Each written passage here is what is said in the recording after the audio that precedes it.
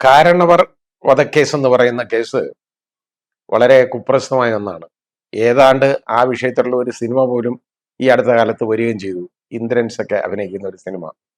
അപ്പൊ അത് കാരണവർ വധം എന്നുള്ള പേരിൽ ഒരു വളരെ കുപ്രസിദ്ധമായ ഒരു കേസാണ്. ഒരു സ്ത്രീ, ഒരു ചെറുപ്പക്കാരി, ഷെറിൻ എന്ന് പേരുണ്ട്, ഒരു സ്ത്രീ. യഥാർത്ഥത്തിൽ അതാണ് ഉത്തരവാദി, കൊലയാളി എന്ന് നമുക്ക് പറയാം. അപ്പോ സാധാരണ അവര് ജീവപര്യന്തം ശിക്ഷിച്ച് കിടക്കുകയാണ്. സാധാരണ ഒരു ജീവപര്യന്തം ശിക്ഷ എന്ന് പറയുന്നത് സുപ്രീം കോടതി വീണ്ടും വീണ്ടും പറഞ്ഞിട്ടുണ്ട്, പല പ്രാവശ്യം പറഞ്ഞിട്ടുണ്ട്. അത് ബയോളജിക്കൽ ലൈഫ് തന്നെയാണ്. അതായത് ജീവപര്യന്തം എന്ന് പറഞ്ഞാൽ ജീവനുള്ളപ്പോൾ ജയിലിൽ കിടന്നോണം, അത് തന്നെ കാര്യം.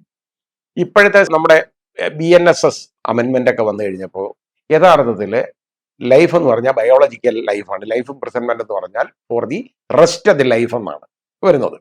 അപ്പോൾ ആ രീതിയിൽ അങ്ങനെ ഇരിക്കുമ്പോൾ ആണ് ഇപ്പോൾ ഈ ഷെറിൻ വളരെ ക്രൂരമായ ഒരു കൊലപാതകമാണ്. വളരെ പ്രീമെഡിറ്റേറ്റഡ് ആണ്. വളരെ ആലോചിച്ചും കണ്ടും ഒക്കെ കരുതി കൂട്ടി വല വിരിച്ച് ശരിയാക്കി ചെയ്തേക്കുന്നതാണ്.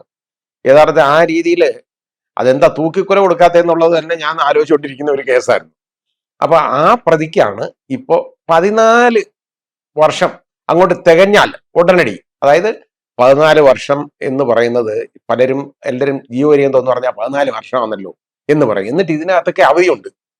ഈ 14 വർഷം എന്ന് പറയുന്നത് ജയിൽ ഇയർ എന്ന് പറയുന്നതിനകത്ത് ഈ അവധിയൊക്കെ കുറയ്ക്കും കേട്ടോ.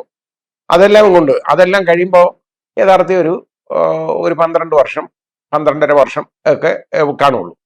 ഇത് ഈ 14 വർഷം ആവുമ്പോഴേ ഇപ്പോ ഈ റെമിഷൻ അവർ കൊടുക്കാറുള്ളൂ. അത് 14 വർഷം അങ്ങോട്ട് ആയ ഉടനടി ദ്രുതഗതിയിലാണെന്നറിയാമോ ഇതിന്റെ പേപ്പറും ഒക്കെ നീക്കി മന്ത്രിസഭയ്ക്ക് തീരുമാനം എടുക്കാനൊക്കെ എന്ത് എളുപ്പമാണെന്നറിയാം. ബ്രൂവറിക്ക് ഇത്രയും എളുപ്പം കാണിച്ചില്ല, അത് ചില്ലറ കിട്ടിയിട്ട് പോലും അത് കാണിച്ചില്ല. പക്ഷേ ഇതിനകത്ത് വളരെ ഫാസ്റ്റാണ് ഈ തീരുമാനം. എന്താ ഇതിന്റെ പുറകിലുള്ള കളിയെന്ന് എനിക്കറിയില്ല. ഏതായാലും ഷെറിൻ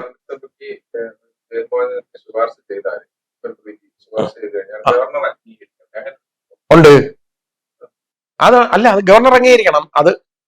അതൊരു നടപടിക്രമമാണെന്നുള്ള, അല്ലാതെ ഗവർണർ അതിനകത്ത് വേറെ ഒന്നും ഇടപെടാറില്ല. ക്യാബിനറ്റ് ഡിസിഷൻ അല്ലേ. അതിനകത്ത് ക്യാബിനറ്റ് തീരുമാനം എടുത്തങ്ങ് കൊടുത്തു കഴിഞ്ഞാൽ ഗവർണർ ഓട്ടോമാറ്റിക്കലി, ഗവർണർക്ക് അതിനകത്ത് വേറെ കാര്യമൊന്നും ഉള്ളതല്ല ഇത് പറയും. പക്ഷേ ചിലപ്പം ശ്രീ ആരിഫ് മുഹമ്മദ് ഖാൻ ആരെന്നെങ്കിലും ഉണ്ടല്ലോ ഇപ്പം വിവരം അറിഞ്ഞാനെ കാര്യം. അത് ഇതൊന്നും ഇറങ്ങി പോകണ്ട. 22 വർഷത്തോളം പ്രതികളായിട്ട് കിടക്കുന്നവരും പലരും രോഗികളായി 22 അല്ല, അതിലൊക്കെ ഒരുപാട് കിടക്കുന്നവരെ ഞാൻ കണ്ടിട്ടുണ്ട്.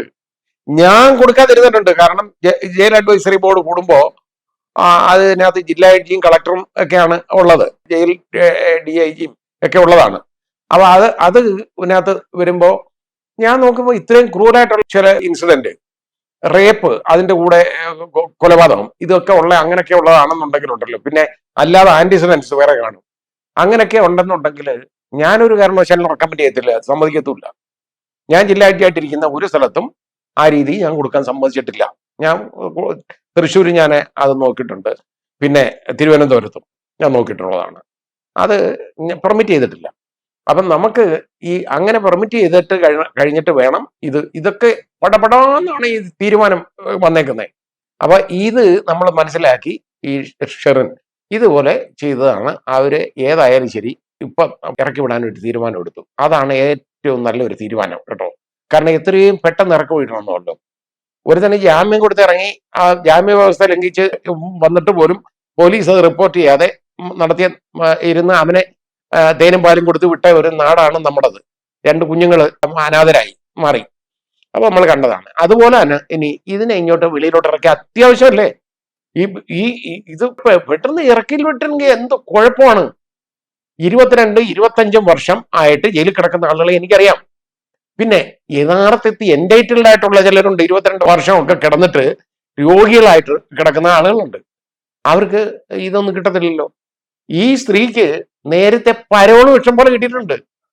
ഇതൊന്നും കൂടാതെ അപ്പൊ ജയിലൊരു സുവാസരം. അതാ ഞാൻ പറഞ്ഞേ. ഏതായാലും ഷെറിനെ മോചിപ്പിക്കാനുള്ള തീരുമാനം അസലായിട്ടുണ്ട് എന്നാണ് കരുതാൻ. പത്രത്തില് മന്ത്രി ഇതിന്റെ പിന്നിലുണ്ടെന്നോ, ഒരു മന്ത്രി എന്നൊക്കെ പറഞ്ഞു. അത് ഏത് മന്ത്രിയാ എന്തുവാന്നുള്ളത് എനിക്കറിയില്ല. ഏത് മന്ത്രിയാ ഇങ്ങനെ ഒരു സ്ഥിതിക്ക് വേണ്ടി സംസാരിക്കാൻ പോകുന്നതെന്നുള്ളതിനെ കുറിച്ചും എനിക്കറിയാൻ വയ്യ. എന്തെങ്കിലും അത്യാവശ്യം ആയിട്ട് ഇവരെ ഇറക്കി വിടണം. ഇല്ലെങ്കിൽ ഏതാണ്ട് വലിയ കുഴപ്പം സംഭവിക്കുന്ന രീതിയിലാണ് ഈ ചെയ്തു വെച്ചേക്കുന്നത്. ഇതൊക്കെ എന്നൊക്കെ പറഞ്ഞു കഴിഞ്ഞാൽ ഗവൺമെന്റിന്റെ ഭാഗത്തു നിന്നൊക്കെ ഭയങ്കര ഒരു വല്ലാത്ത ഒരു അലംഭാവവും അതുപോലെ യഥാർത്ഥ ക്രമക്കേടെന്ന് തന്നെ പറയണം. ഇതൊന്നും ഈ 14 വർഷമൊന്നും ആകുമ്പോൾ ഇറക്കി വിടേണ്ട ഒരു കാര്യമില്ല. ഇത് കുറെ ആളുകൂടെ ഒക്കെ കിടന്നിട്ട് ഇച്ചിരി കഴിഞ്ഞ് ഇട്ടൊക്കെ ഒന്ന് ഇറങ്ങിയാൽ മതി. ഒരാളെ എന്തായാലും അയാളെ അതിദാരുണമായിട്ട് കൊലപ്പെടുത്തിയതാണ്. അപ്പൊ ആ കേസിന്റെ എല്ലാം നമുക്കറിയാം ഇതുപോലുള്ള ഒരു വളരെ ദാരുണമായ ഒരു സംഭവമായിരുന്നു. അപ്പൊ ഇനി അത് മാത്രമല്ല, ആ ഒരു മോറൽ സൈഡ് പോലും അത് പ്രശ്നത്തിലുള്ള ഒരു ഇടപാടായിട്ടാണ് അത് വന്നത്. അപ്പൊ നമ്മൾ ശ്രദ്ധിക്കേണ്ടത് ഇങ്ങനെയുള്ള ആളുകൾക്കൊക്കെ ഈ ഗവൺമെന്റിലൊക്കെ ഇത്രയും പിടിപാടൊക്കെ വരിക എന്ന് പറയുന്നത് എങ്ങനെയാണെന്നുള്ളത് നമുക്കറിയില്ല ഏതായാലും. കാരണം അപ്പോൾ ക്രൈം എല്ലാ തലങ്ങളിലേക്കും വ്യാപിക്കുന്നു എന്നുള്ളത് വേണ്ടേ നമ്മൾ കാണാൻ. കാരണം ഇവർക്ക് വേണ്ടി ഇതുപോലെ പറയാൻ ആളുണ്ടല്ലോ, ശബ്ദിക്കാൻ. അതാ നമ്മൾ മനസ്സിലാക്കേണ്ടത്.